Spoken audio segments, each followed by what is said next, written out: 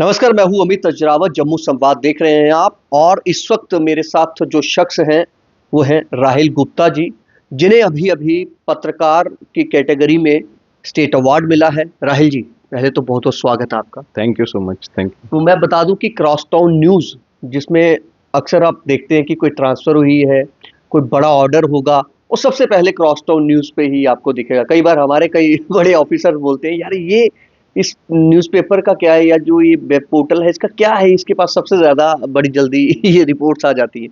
पहले तो ये कि कैसा महसूस हो रहा है, स्टेट अवार्ड आपको मिला है? काफ़ी हम्बल फ़ील कर रहा हूँ, क्योंकि अब आप देखें, जैसे कि आपसे पहले भी बात हो रही थी कि 12 साल हो गए थे। We have been doing news items, सुबह शाम 24 घंटे न्यूज़ अपडेट होती रहती हैं वेबसाइट पे। अगर आप देखें तो काम कर रहे थे 12 सालों से। तो ऊपर वाले की सपोर्ट रही, आप जैसे भाइयों का प्यार रहा, तो कारवां बढ़ता गया। अच्छा, एक सवाल मैं करूँगा, हालाँकि ये बाद में बनता था सवाल, लेकिन अभी कर लेता हूँ, मुझे लग रहा है ऐसा। मार्केट में जब ये अवार्ड्स के लिए जब लिस्ट आई ना, जीएडी की वेबसाइट पर पड़ी, तो लोगों के पास आई, उसमें देखा गया कि पत्रकारों के, जो पत्रकार लोग होते हैं, कई लोग बोलते हैं, अरे यार ये कौन है, ये कहाँ से, देखो जी कल के लोगों को अवार्ड दे दिया गया। तो इस तरह के आपको क्या लगता है कि क्या लोगों में, मतलब क्या किस तरह से समझते हैं? आपने भी सुना होगा कई लोगों से, ऐसे आपको बोला होगा किसी ने से। ये तो इंडिविजुअल थॉट प्रोसेस है, उसको हम क्वेश्चन कर नहीं सकते। हिंदुस्तान में डेमोक्रेसी है, बिल्कुल। तो डेमोक्रेसी में मेरा बेटा ही पढ़ रहा था कल, अच्छा। तो उसमें मैंने देखा राइट टू जस्टिस था, राइट टू एजुकेशन। तो आप हिंदुस्तान में डेमोक्रेसी है, आप बोल सकते हैं जो भी किसी को बोलना चाहें, जो भी सोचना चाहें, कुछ भी कर सकते हैं। अच्छा, मैं एक अब ये पूछूँगा कि जैसे कई बड़े-बड़े अधिकारी, जब मैं उनसे भी मेरी कभी बात तो होती है, तो वो कहते हैं, यार आपके पास ट्रांसफर ऑर्डर्स नहीं होते हैं, या कोई और बड़े-बड़े कोई भी सरकारी आदेश कोई भी बड़ा होता है, वो बड़ी जल्दी आपकी वेबसाइट्स पर, आपके जो व्हाट्सएप ग्रुप्स हैं उनमें आ जाता है। ये सोर्स, मतलब पत्रकार का होते तो सोर्स ही, हमारे भी सोर्स ही होते हैं कभी-कभी, लेकिन आपके इतने ज़बरदस्त सोर्स कहाँ से होते हैं? तुरंत आ जाता है। मैं हिस्ट्री में जाऊँगा, दैट वाज़ अराउंड 2015। तो उस टाइम पे एक पहला मतलब कि ट्रांसफ़र्स होती थी, कैबिनेट मीटिंग में ही होती थी। उसके बाद क्या होता था कि मीटिंग में डिसाइड होने के बाद 2-3 दिन में बाहर पब्लिश होता था कि ये फलाना ऑफिसर यहाँ गया या वहाँ गया। तो अब हम तो ऑनलाइन आ चुके थे 2015 में, तो मैंने फ़ोन किया। एक कैबिनेट मिनिस्टर से अच्छी बनती थी, इनफैक्ट 2 से बनती बहुत से थी, पर एक से मेरे को इन्फॉर्मेशन मिल गई अच्छा। कि ये फलाने लोग ट्रांसफ़र हो रहे हैं यहाँ इधर। अच्छा। तो वो 2015 की बात थी, मैंने न्यूज़ की। उस न्यूज़ में कि ये फलाना बंदा will go to B's place और B will go on C's place, तो वैसा ही हुआ। तो दूसरी बार जब कैबिनेट मीटिंग उसके बाद हुई, उसके बाद जो नेक्स्ट कैबिनेट मीटिंग थी 2 महीने बाद, तो फ़ोन आना शुरू हो गए मुझे ऑफिसर्स अच्छा। के, सबके।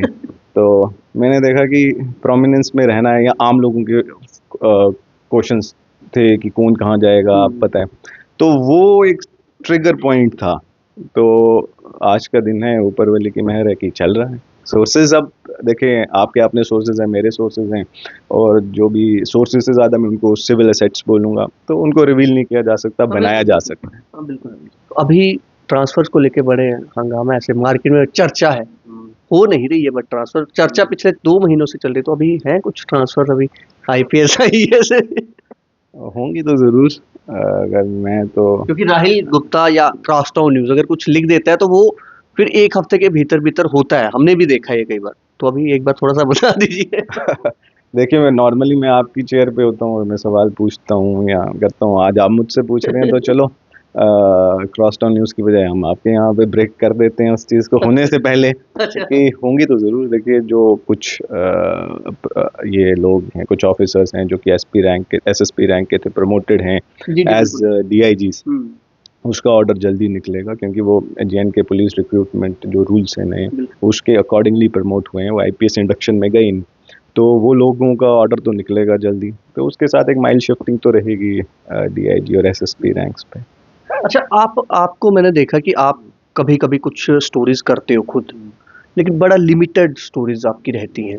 तो इस बीच किस तरह से, मतलब आपका राइटअप में रहते हैं, स्टोरी स्क्रिप्ट में बिज़ी रहते हैं, या कोई स्टोरीज़ बिहाइंड द कैमरा, मतलब मैं बात करूँगा कि आपका काम चलता रहता है, क्योंकि बीइंग अ पत्रकार हमें पता है कि बंदा बैठता नहीं है। तो क्या आपका दिनचर्या क्या रहती है? किस तरह से आपकी वर्किंग रहती है पत्रकारिता को लेकर, जो अपने जर्नलिज़्म को लेकर? देखिए, जैसे मैंने कहा कि हमारी जो न्यूज़ आइटम्स है दैट कम्स अपडेशन जो होती रहती हैं 24 आवर्स तो हम बोलते हैं, लेकिन फिर भी 24 आवर्स तो होगा नहीं, that is around 15 to 16 hours, that's a big number to talk about, क्योंकि 16 घंटे या 17 घंटे आपकी न्यूज़ अपडेट हो रही हैं रियल टाइम पे, तो वो उसके लिए आपको वर्किंग करनी पड़ती है। कई न्यूज़ आइटम्स के लिए अगर आप बोलते हैं ट्रांसफर्स पोस्टिंग्स हैं, तो ऐसा नहीं है कि मैंने फ़ोन उठाया, मुझे किसी से बात की और वो हो गया। There has to be research behind it, 3 या 4 या 5 दिन की अच्छा। वर्किंग चलती है।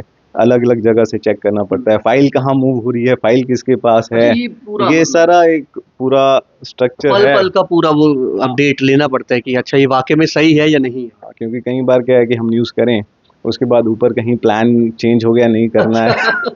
सो उसको पूरा फ़ॉलो करना पड़ता है, that is for transfer posting. बाकी जो नॉर्मल न्यूज़ आइटम्स है, वो आपको भी पता है, उस पे वर्किंग चलती है कि ऐसा नहीं है, अगर आप आज कोई स्टोरी करने वाले हैं, शायद उस स्टोरी का प्लान आप 3, 4, 5 दिन पहले से कर रहे हैं, तो लॉट ऑफ एफर्ट दे गो इन, और वैसा ही स्ट्रक्चर चलता है, जैसे आपका है वैसे हमारा। बिल्कुल, बिल्कुल। अच्छा, एक चीज़ मैं समझना चाहूँगा आपसे, बीइंग अ जर्नलिस्ट भी समझना चाहूँगा कि रेवेन्यू को लेकर आप काफ़ी रिपोर्टिंग करते हैं। रेवेन्यू बीट में देखता हूँ कई सारी खबरें हैं, जैसे खड वाली लैंड का इश्यू है, फ़र्द को लेकर हमने भी कई रिपोर्टिंग करी, लेकिन वो इश्यू आज भी बना हुआ है।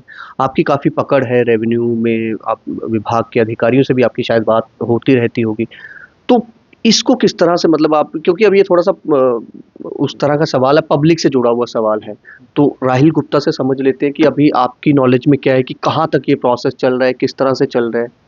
देखिए, इसमें बड़ा सिंपल सा वे आउट है, क्योंकि जब एडमिनिस्ट्रेटिव काउंसिल का पहले भी हुआ था, हुँ। जब क्लियरेंस मिली थी कि इस चीज़ को आपने करना है, लोगों को रिस्पाइट देना, that was very appreciable act of lieutenant governor and his team.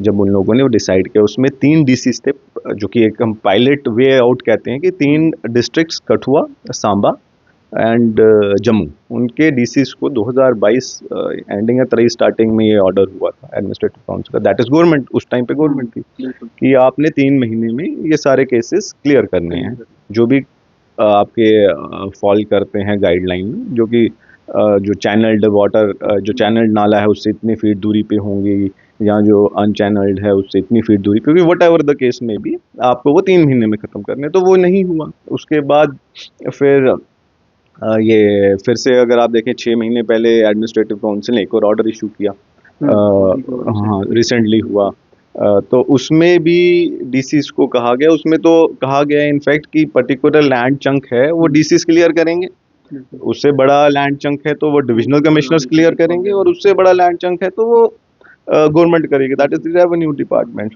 लेकिन मेरी नज़र में मुझे नहीं लगता कि देयर कोई केस हुआ होगा या डीसीज ने उस बिहाफ पे एक्ट किया होगा। कठुआ में और सांबा में कुछ केसेस हुए भी हैं, पर लगता नहीं जम्मू में कोई केस हुआ है, तो मेरे ख्याल में लोगों को रिस्पाइट मिलना चाहिए। अच्छा, कभी ऐसा हुआ, हमारे साथ हुआ ये, कि स्टोरी चला दी, कोई भी चलिए रिटर्न में चलाई या ऐसे बोलकर, मतलब रिपोर्टिंग करके चला दी, फिर बाद में कई बार प्रेशर आ जाता है कि यार इसको हटाइए, बड़ा दिक्कत हो गया है, ऐसा आपके साथ हुआ है कभी ऐसा? इतने सालों में? हाँ, बहुत बार हो जाता है। कुछ बताएँगे कब, किस वजह से हुआ, क्या? नहीं, देखो, हमारे में इशू क्या है कि टच वुड, ऊपर वाले की मेहर से इंडेक्सिंग हमारी जल्दी हो जाती है। अच्छा। वो 2-3 मिनट में गूगल में इंडेक्सिंग हो गई, तो उसके बाद तो वापस लेना हमारे लिए पॉसिबल ही नहीं होता, लेकिन हाँ, बीच-बीच में ऐसे मौके होते रहते हैं। This is part of the system. अच्छा, क्या अब नई जनरेशन है या युवा जो आए हैं अभी इस फील्ड में, क्योंकि आजकल सोशल मीडिया का दौर है सबसे ज़्यादा, एक समय था अखबारें चलती थी, अब अखबारों का दौर खत्म हो गया है, अब सोशल मीडिया पर ज़्यादातर वेबसाइट्स हैं या फेसबुक, इंस्टाग्राम, यूट्यूब, एक्स है, तो उन युवाओं के लिए क्या देखते हैं आप कि फ्यूचर किस तरह से उनका देखते हैं, या उनको किस तरह से चलना चाहिए, किस तरह से करना चाहिए इस फील्ड में, पत्रकारिता में, क्योंकि इन्वेस्टिगेटिव जर्नलिज्म भी खत्म हो गया आज के दौर में देखा जाए? देखिए, कुछ आप देखेंगे कि हर दिन में एक इन्वेस्टिगेटिव जर्नलिज्म पे हमारी न्यूज़ आइटम होती है, क्योंकि जो आप सीखते हैं मेनली, वो जब तक आप इन्वेस्टिगेटिव जर्नलिज्म नहीं करेंगे, आप सीखेंगे नहीं चीज़ें। एक न्यूज़ स्टोरी करने के लिए भी अगर आप जाते हैं, एक प्रॉपर न्यूज़ आइटम आपको करनी है, तो वो 5 से 7 दिन की स्टडी करेंगे, उसके बाद आप एक स्टोरी कर पाएंगे। अब आपने कहा कि जैसे रेवेन्यू रिलेटेड कोई स्टोरी की है, तो वो ऐसा नहीं है कि मैं यहाँ बैठा और मेरे पास चीज़ें चल के आ गई, आपको निकालनी पड़ेगी, कोर्ट रूलिंग्स आपको देखनी पड़ेगी, गवर्नमेंट के जितने ऑर्डर्स होंगे उनको देखना पड़ेगा, उसके बाद आप एसेज तो कट कॉपी पेस्ट करके लगा नहीं सकते, वो होंगे 100 पेज के, so you have to get things down to 2 pages, maybe 2000-3000 word. तो उस हिसाब से हम आप जब तक इन्वेस्टिगेटिव जर्नलिज्म नहीं करेंगे, स्टोरीज नहीं करेंगे, तो आप चीज़ें सीखने नहीं वाले। और जब वो आप स्टोरी करेंगे, उसका इम्पैक्ट आप देखेंगे, तो अपने आप में आपका मोरल बूस्ट होगा, तो आप आगे एक बढ़ते समझ चलेंगे। सोच समझ के सारी चीजें इन्वेस्टिगेट हाँ, करके। क्योंकि अगर आप देखेंगे, क्योंकि देखिए कॉस्ट इफेक्टिव है सोशल मीडिया, बिल्कुल ठीक है, कॉस्ट इफेक्टिव है, अगर आप रिस्पॉन्सिबिलिटी से करते हैं तो आप दूर जा सकते हैं। ठीक है। Yeah. अब मैं देख रहा था कि आपकी एक खबर आई कि आपने जो अवार्ड मनी है वो आपने डोनेट कर दी। तो जो मित्र लोग हैं, जो दोस्त हैं, जैसे हम हैं, कोई और होगा, वो बोलेंगे पार्टी तो फिर पार्टी तो जेब से ही देनी पड़ेगी। पार्टी और बिल्कुल पैसा कहाँ वो डोनेट कर रहे हैं? पार्टी बिल्कुल जेब से देंगे, जहाँ आप बोलेंगे वहाँ देंगे। डोनेशन का मेरी 2 लोगों से बात हुई है, तो मोस्ट प्रोबेबली वो 2-3 दिन में आएंगे, तो देंगे। चलिए, बहुत बहुत थैंक शुक्रिया यू, इस थैंक यू सो मच। बातचीत के लिए, और उम्मीद है कि आप इसी तरह से अच्छा करते रहें, क्रॉसटाउन न्यूज़ और आगे बढ़े और राहिल गुप्ता जी भी और आगे बढ़े। फिलहाल देखते रहें जम्मू संवाद। नमस्कार।